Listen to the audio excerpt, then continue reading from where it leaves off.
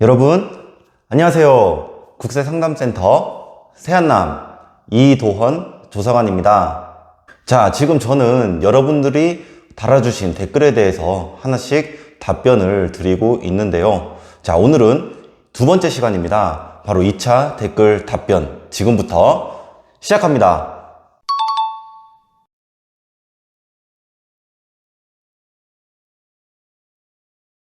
중도 퇴사 후 재취업한 경우에는요, 이 재취업한 회사에서 연말정산을 할 때 전 근무지에 근로소득을 합산하셔야 됩니다. 그러면 이 재취업한 회사에 전 근무지에 근로소득 원천징수 영수증을 제출하시면 되겠습니다. 네, 이때 연말정산 간소화 서비스를 이용하실 때 이 근로 제공 기간을 체크를 하셔야 되는데요. A님의 경우 11월을 제외한 나머지 월을 체크하시면 되겠습니다. 그리고 B님의 경우 1월부터 12월까지 전부 선택하셔서 연말정산을 진행하시면 되겠습니다. 자, 그런데 이번 연말정산 기간에 전 근무지에 근로소득을 합산하지 못하는 경우 있을 수 있겠죠. 이때는 2021년 5월 종합소득세 신고기간에 이 종합소득세 확정신고를 통해서 이 전 근무지의 근로소득과 이 현 근무지의 근로소득을 합산해서 연말정산을 하실 수가 있습니다. 위 카드에 링크를 걸어 드릴 테니까요. 영상 참고해 주세요.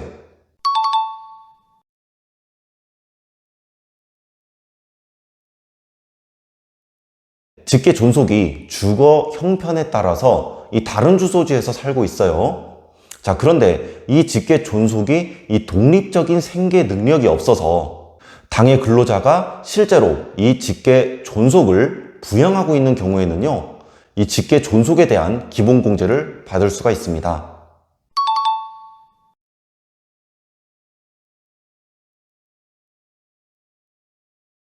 근로자의 배우자가 연간 소득금액 합계액이 100만원 이하인 경우에는 기본공제를 받을 수가 있습니다.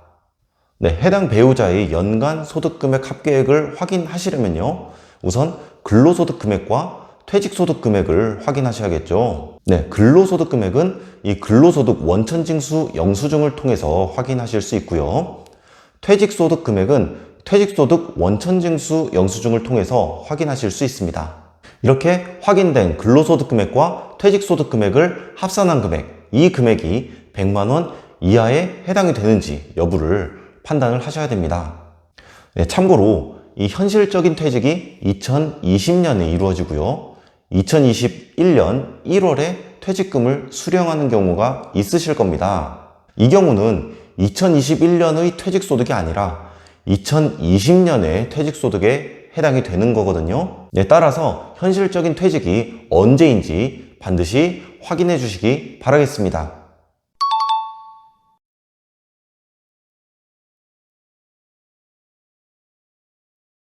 네, 주택 임차차입금, 원리금 상환액에 대한 소득 공제 요건을 모두 충족하고요. 이 원리금을 상환하는 경우에는 이 상환한 부분에 대해서 소득 공제를 받을 수가 있습니다. 즉, 이자만 상환하는 경우에도 이 소득 공제를 받을 수 있다는 얘기가 되겠죠. 금융기관에서 전세자금 대출을 받고 이 원리금 상환액에 대해서 소득 공제를 받으시려면요, 주택자금 상환 등 증명서, 주민등록표 등본을 회사에 제출해 주시면 되겠습니다. 자, 여기에서 주택자금 상환 등 증명서는요, 이 연말정산 간소화 서비스에서 조회되는 경우에는 이 서비스에서 출력된 내용을 그대로 제출해 주시면 되겠습니다.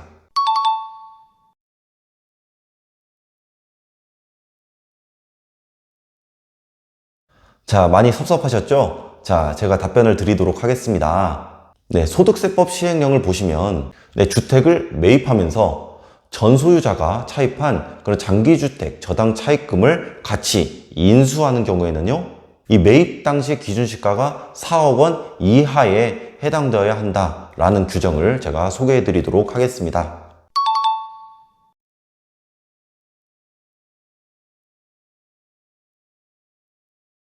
부모님에 대한 이 부양가족 기본공제를 적용받기 위해서는 나이 요건과 소득 요건을 충족을 해야 되죠. 자, 다만 근로소득이 있는 거주자가 기본공제 대상자를 위해서 의료비를 지급한 경우 이 지급한 금액에 대해서는 세액공제를 받을 수가 있습니다. 자, 이때 이 기본공제 대상자의 개념이 조금 다른데요. 이 의료비 세액공제에서의 기본공제 대상자는 나이 요건과 소득 요건을 모두 불문합니다. 자, 위의 영상 제가 링크 걸어 드릴 테니까요. 꼭 참고해 주시기 바라겠습니다.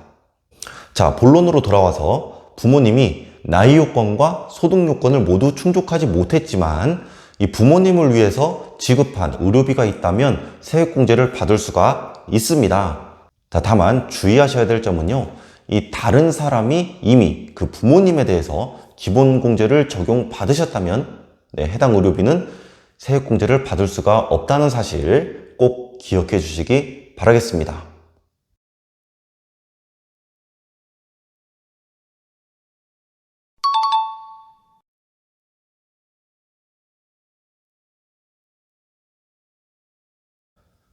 네, 의료비 몰아주기에 대한 내용입니다. 네, 제가 상담을 받다 보면 이 맞벌이 부부의 의료비 몰아주기에 대한 질문이 상당히 많은데요.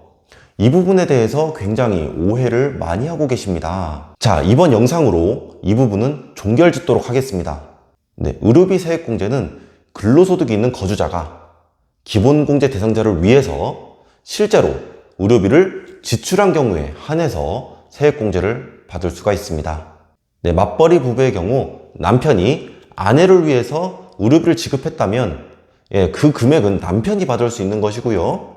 반면에 아내가 남편을 위해서 의료비를 지급했다면 그 금액은 아내가 세액공제를 받을 수가 있는 것입니다. 즉, 남편이 아내를 위해서 지급한 의료비는 아내가 세액공제를 받을 수는 없다는 뜻이죠. 네, 정리해보면 만약 의료비 세액공제를 남편에게 싹 다 몰아주고 싶다. 자, 그러면 이 지출할 당시부터 이 남편이 모든 의료비를 지출해야 된다는 점 꼭 기억해 주시기 바라겠습니다.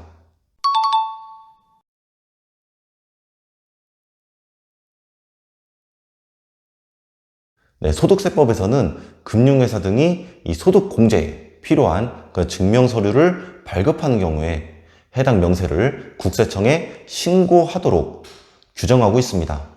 네, 당초 소득공제를 적용받으려면 이 근로자가 직접 이 각종 서류를 준비해가지고 회사에 제출하는 그런 번거로움이 있었는데요.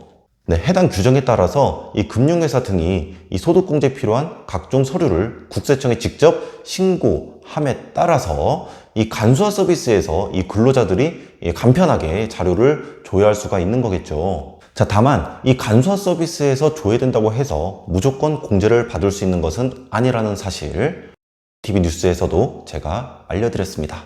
조회가 된다면 공제를 받을 수 있는지 여부를 반드시 체크해 주시기 바라겠습니다. 반대로 조회가 되지 않는다고 해서 또 무조건 공제를 받을 수 없는 것은 아닙니다. 네, 분명 나는 공제를 받을 수 있을 것 같은데 이 간소화 서비스에서 조회되지 않는 경우에는요, 이 해당 사유를 알고 싶으시면 이 금융회사 등에 문의를 하셔야만 정확하게 안내를 받을 수 있을 것 같고요. 또한 이 소득공제 요건에 해당이 된다. 자, 그러면 이 금융회사 등에 이 해당 증명서를 직접 발급받아서 회사에 제출해 주시면 되겠습니다.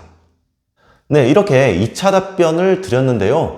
자, 보다 궁금하신 사항이 있으시다. 그러면 언제든지 댓글을 남겨주시기 바라겠습니다. 저는 최대한 신속하게 영상을 제작해서 여러분들께 정보를 제공해 드리도록 하겠습니다.